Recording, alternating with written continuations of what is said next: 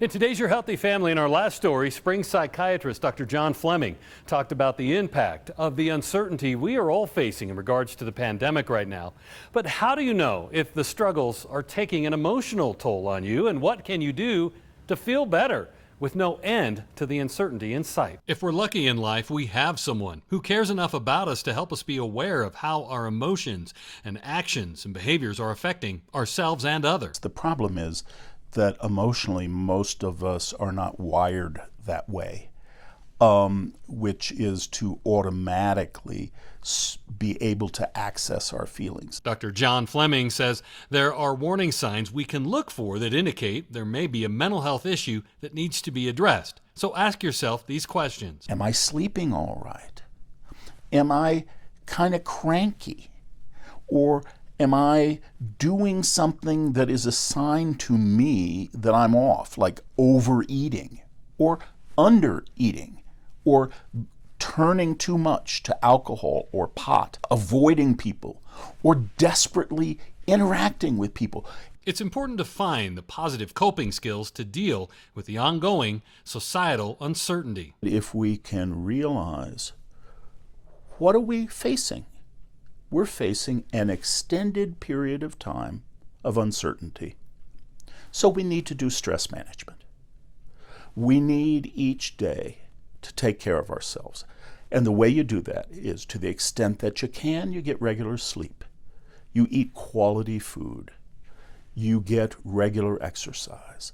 And every day, try to take some time, if you can make it, even just 10 or 15 minutes, where you're not involved in the same old thing. Finding the right activity for you depends on you. It'll be different things for different people. Maybe it's reading a book.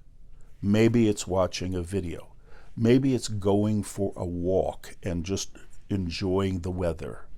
Maybe it's a chat with an old friend where you don't talk about the current things, but you recall wonderful times together in the past. Find your bliss and engage in it actively. Since most of us are not in a position to fix society's problems or solve the pandemic, the only thing we do have control over is ourselves. I can embrace how I really feel. I can manage my stress. Those are things I can do. Now, you may be trying. And a lot of people are trying, but then they have anxiety or depression that expands, and they know that they're not doing their best. So this is a good time, if you already suffer from such things as anxiety, panic, depressive feelings, suicidal thoughts, to reach out and get help. Most clinicians in El Paso County are doing Zoom sessions, or some are even holding in-person sessions in rooms where people are far enough apart. If you've been battling anxiety and depression and the pandemic has pushed it to new levels, and the medications or even therapy you have been trying aren't working, it might be time to try something new. Specialized treatments like medications may help. And then, of course, our center offers unusual treatments. I call them unusual only because most people don't use them, but they're medically certain, such as the use of TMS or ketamine for people where medications aren't working. All these things are still open and still available. Demand for services, in fact, is increasing. Now's the time to get good at sharing with those you can, self-monitoring, hey, am I doing my things that are destructive to me? And listening to feedback. The feedback our bodies give us, the feedback our friends and loved ones give us. Finding somebody we can talk to. Many times, a conversation with ourselves just isn't enough, and fears or concerns about seeing a shrink shouldn't stop you from getting help. I've been doing this for about 43 years now, and I joke that I'm not a shrink, I'm an expander.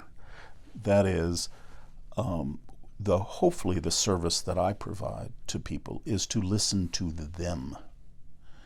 I don't have a stake per se in your life. You know, if I try to talk to my wife about how angry I am and she's herself having to live with me, who knows how that conversation will go. But if I go to a third party, such as a therapist, you know, I'm going to be concerned for you and your feelings. But if you're having a rough day, I can relate to you without my own feathers getting ruffled. That's the advantage, I think, of a professional conversation. For your healthy family, I'm Ira Cronin.